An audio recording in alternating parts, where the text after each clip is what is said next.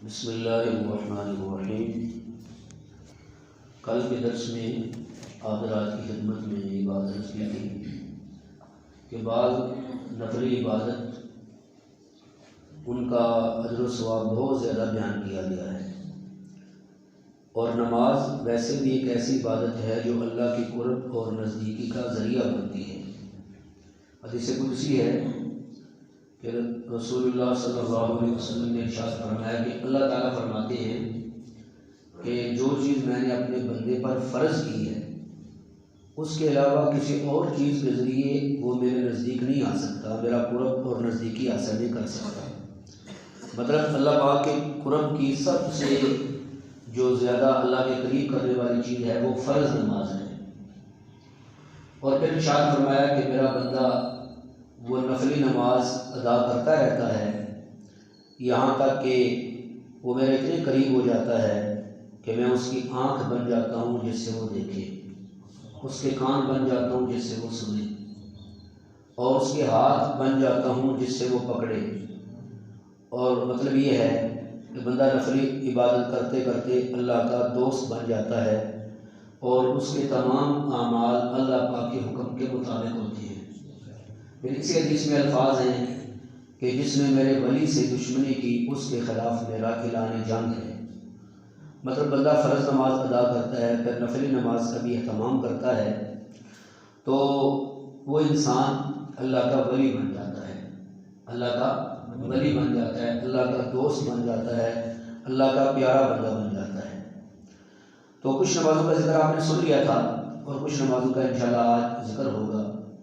ایک نماز ہے جس کو صلاۃ اوابین کہا جاتا ہے، یعنی مغرب کی نماز کے بعد جو 3 فرض پڑھے جاتے ہیں تو 6 رکعتیں پوری کرنا، تو وہ تو سنتیں پڑھی جاتی ہیں، اس کے ساتھ 4 نفل پڑھنے ہوتے ہیں، 2 سنتیں اور 4 نفل، تو یہ 6 رکعت ہو جائیں گی 3 فرضوں کے بعد۔ حدیث میں آیا ہے کہ جو بندہ مغرب کی نماز کے بعد یہ 6 رکعت پڑھے گا تو اللہ تعالیٰ اس کو 12 سال کی نفلی عبادت کا ثواب عطا فرمائیں گے۔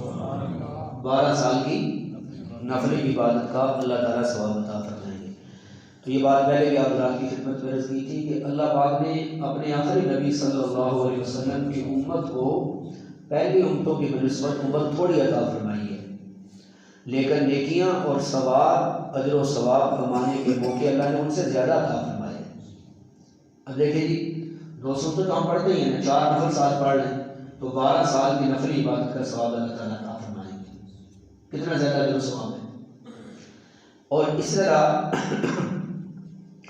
ایک اور نماز ہے جس کو صلاۃ الزوال کہا جاتا ہے۔ صلاۃ الزوال کا مطلب یہ ہوتا ہے کہ جس وقت زوال کا وقت ختم ہو جائے تو اس وقت 4 نفل ادا کرنا۔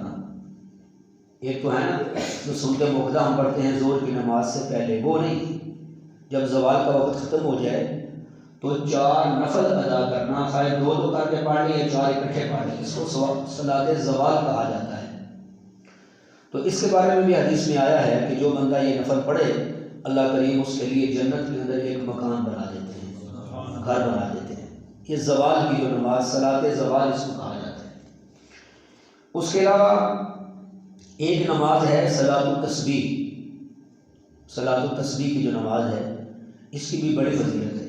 آپ سنیں آپ حیران ہوں گے کہ نبی پاک صلی اللہ علیہ وسلم نے اپنے چچا حضرت عباس رضی اللہ تعالی عنہ کو یہ نماز سکھائی تھی، اور ارشاد فرمایا تھا کہ اے میرے چچا جان، اگر آپ سے ہو سکے تو روزانہ یہ نماز پڑھا کریں، اگر روزانہ پڑھنے کی طاقت نہ ہو تو ہفتے میں 1 دفعہ پڑھیں، اگر اس کی بھی طاقت نہ ہو تو مہینے میں 1 دفعہ یہ نماز پڑھ لیں، اس کی بھی طاقت نہ ہو تو سال میں 1 دفعہ یہ نماز پڑھ لیں، اگر اس کی بھی طاقت نہ ہو تو زندگی میں 1 دفعہ یہ نماز ضرور پڑھیں۔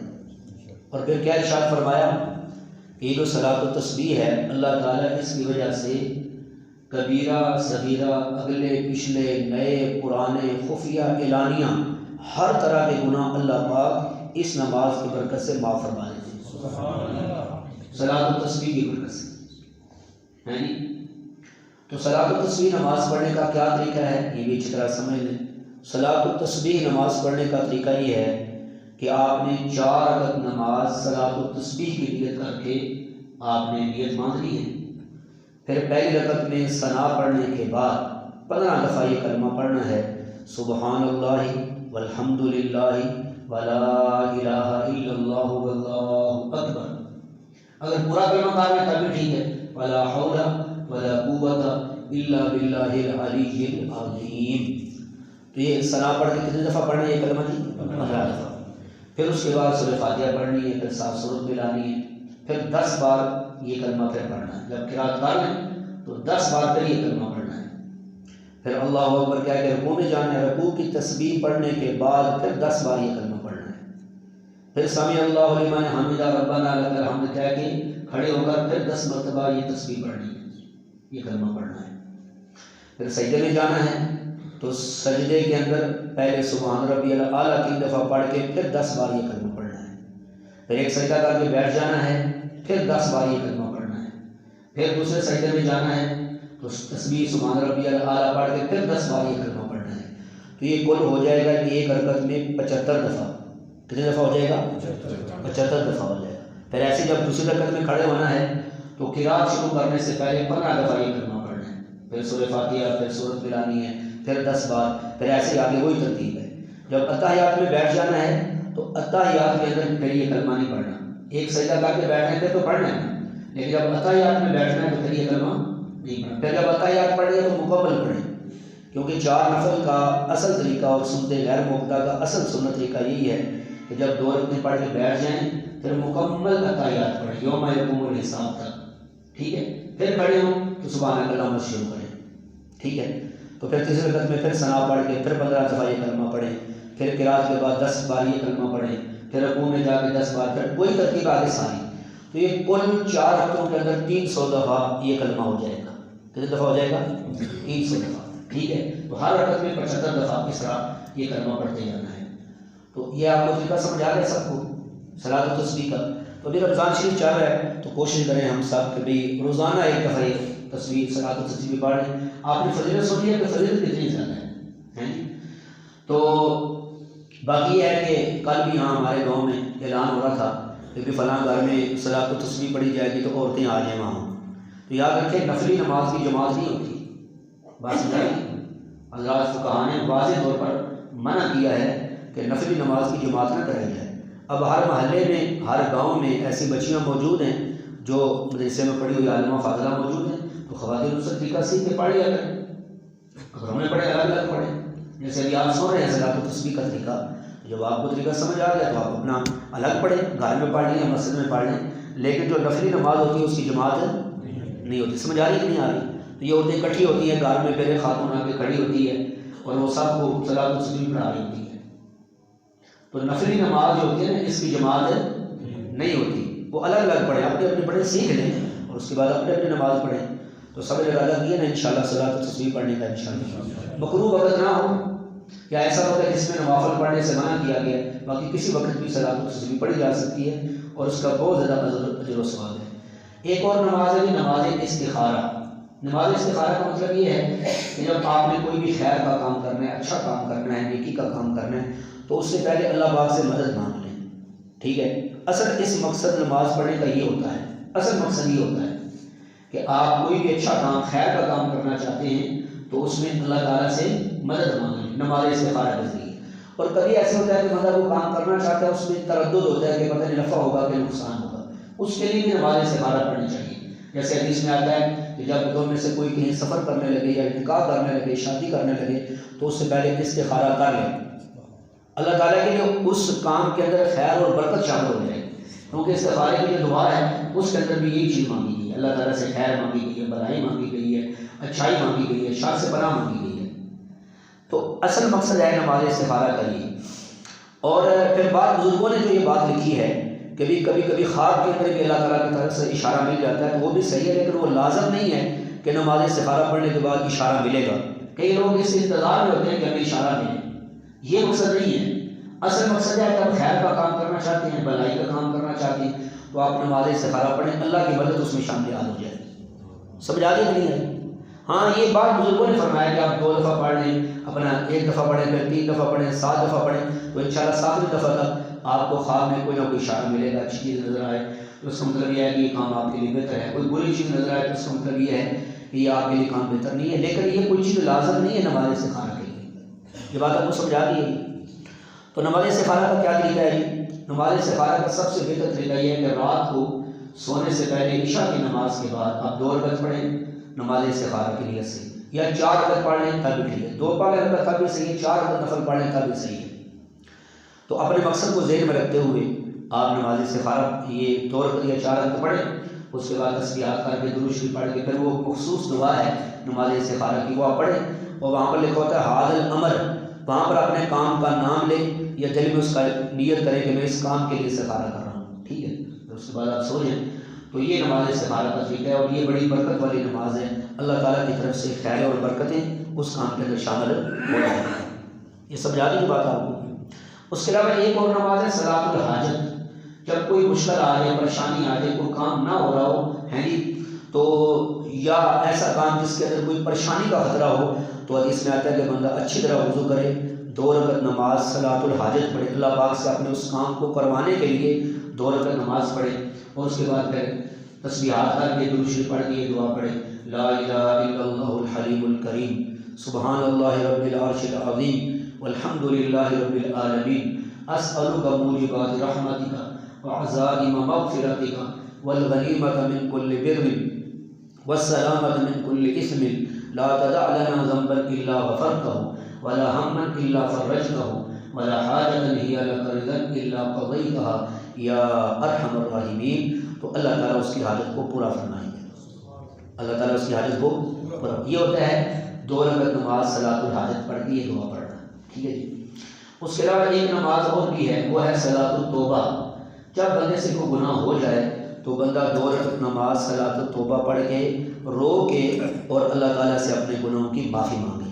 تو حدیث میں آتا ہے جب تم میں سے کسی سے کوئی نافرمانی والا کام ہو جائے تو وہ نماز پڑھ کے اللہ تعالیٰ سے معافی مانگے، اللہ پاک ضرور اس کو معاف فرما دیتے ہیں۔ لیکن بعض اوقات شیطان بندے کو مایوسی کے دل دل کے اندر دھکیل لیتا ہے کہ تو نے پھر توبہ توڑ لی، پھر تجھ سے گناہ ہو گیا، پھر گناہ ہو گیا، تو اب اللہ تعالیٰ معاف کرے۔ پھر بعض لوگ کہتے ہیں یار ہم سے گناہ چھوٹنے نہیں لگا، گناہ کیے جاؤ، ہیں جی، تو وہ گناہ کرتے کرتے مر جاتے ہیں۔ تو ابھی صلاۃ توبہ پڑھے، اللہ تعالیٰ معاف کر دیں گے۔ بعد تقاضے بشریت پھر گناہ ہو جائے پھر توبہ کرے اللہ تعالیٰ سے، اور گناہ چھوڑنے کی پوری ہمت کرے، پورے اس کے لیے اللہ تعالیٰ سے دعا بھی کرے، پورا ارادہ بھی کرے، تو انشاءاللہ تعالیٰ وہ گناہ چھوٹ جائے گا۔ اس کے علاوہ ہے شکرانے کی نماز۔ جب کوئی نعمت اللہ تعالیٰ عطا فرمائیں، کوئی خوشی ملے، تو بندہ مسجد میں آ کے یا اپنے گھر میں 2 رکعت نماز شکرانے کی ادا کرے کہ اللہ تعالیٰ شکر ہے تو نے مجھے یہ نعمت عطا فرمائی ہے۔ اور آپ صلی اللہ علیہ وسلم کا یہ معمول تھا، پہلے بھی آپ کو بتایا نا، جب درود شریف کا حکم آیا نا کہ آپ کی امت کو ایک دفعہ درود پڑھنے پر 10 نیکیاں ملیں گی، 10 درجے بلند ہوں گے، 10 گناہ معاف ہوں گے، تو سیدنا عبدالرحمن بن عوف رضی اللہ عنہ کے باب میں نبی پاک صلی اللہ علیہ وسلم نے اتنی لمبی نماز پڑھی کہ عبدالرحمن بن عوف رضی اللہ عنہ رونا شروع کر دیا کہ نبی پاک صلی اللہ علیہ وسلم کی روح تو نہیں پرواز ہوگی، اتنا لمبا سجدہ کیا۔ بعد میں جب نبی پاک صلی اللہ علیہ وسلم نے نماز ختم فرمائی تو اس کے بعد نبی علیہ السلام نے بتایا کہ آج اللہ پاک نے میری امت کے بارے میں مجھے ایک نعمت عطا فرمائی ہے کہ جو بندہ میری امت میں سے مجھ پر ایک دفعہ درود شریف پڑھے گا، اللہ پاک اس کو 10 رحمتیں عطا فرمائیں گے، 10 درجے بلند کریں گے، اور اللہ تعالیٰ اس کے 10 گناہ معاف فرما دیں گے۔ دیکھو نا آج ہمارے معمول کیا ہے، ایک بچے کی شادی جب ہوتی ہے نا تو وہ دربار پر جاتا ہے سلام کرنے کے لیے، ٹھیک ہے، اللہ کے نیک بندوں کی قبر پہ جانا، وہاں سلام کرنا، وہاں پر جا کر ان کو سارے ثواب کرنا، یہ جائز ہے ہمارے یہاں اہل سنت وال جماعت کے یہاں یہ جائز ہے، کسی بھی قبر پہ آپ جائیں، عام بندے کی ہو یا اللہ کے ولی کی ہو۔ لیکن میرے مسلمان بھائیوں، سب سے بڑا دربار کس کا ہے؟ اللہ کا ہے نا۔ تو جب یہ خوشی کا موقع آیا تو بندہ مسجد کے اندر بھی حاضر ہے، 2 رکعت نماز پڑھے، اللہ پاک سے دعا کرے، خیر اللہ تعالیٰ سے مانگے۔ لیکن ہمارے یہاں مزاج بالکل مسلمانوں کا بدلتا جا رہا ہے، کیونکہ اولیاء کرام بزرگان دین ان کا جو نقشہ ذہن میں بعض لوگوں کے ذہنوں میں بیٹھ گیا وہ یہ ہے کہ جہاں سے ساری مرادیں یہاں سے پوری ہوتی ہیں۔ اسی وجہ سے لوگ کیا کرتے ہیں کہ نذر و نیاز منت چڑھانے بھی وہیں چڑھاتے ہیں، اور جب سلام شادی کا موقع آتا ہے تو بچے وہاں جاتے ہیں، لیکن مسجد میں کوئی نہیں آتا یا مسجد کی خدمت کرنے کے لیے کوئی تیار نہیں ہوتا۔ تو اس لیے اولیاء کرام کو اصالہ ثواب کرنا بھی برحق ہے، ٹھیک ہے، ان کی قبر پر جانا سنت طریقے کے مطابق یہ بھی صحیح ہے، لیکن یہ ہے کہ نبی کریم صلی اللہ علیہ وسلم کا طریقہ یہ تھا کہ جب آپ کو کوئی خوشی ملتی تو آپ کیا کرتے تھے؟ نماز پڑھتے تھے اور اللہ کے سامنے سجدہ کرتے تھے، اللہ کے سامنے سر جھکاتے تھے۔ یہ ہوتی ہے شکرانے کی نماز۔ اور کبھی کبھی سجدہ کرنا بھی جائز ہے، کوئی جب خوشی ملے تو اس خوشی میں بندہ سجدہ کرے۔ جب نبی علیہ السلام کے سامنے سر لا کر ڈالا نا صحابہ کرام نے، ابو جہل کا، اس کی گردن سامنے، یہ ہے اس کی گردن، تو نبی علیہ السلام نے اس وقت شکرانے کا سجدہ کیا کہ یہ اللہ تعالیٰ شکر ہے کہ آج میری امت کا فرعون ہلاک ہوا، نہیں آج میری امت کا فرعون جو ہے وہ ہلاک ہو گیا۔ تو دعا ہے اللہ کریم ہم سب کو یہ جو نفلی عبادات ہیں ان سے اللہ تعالیٰ ہمیں یہ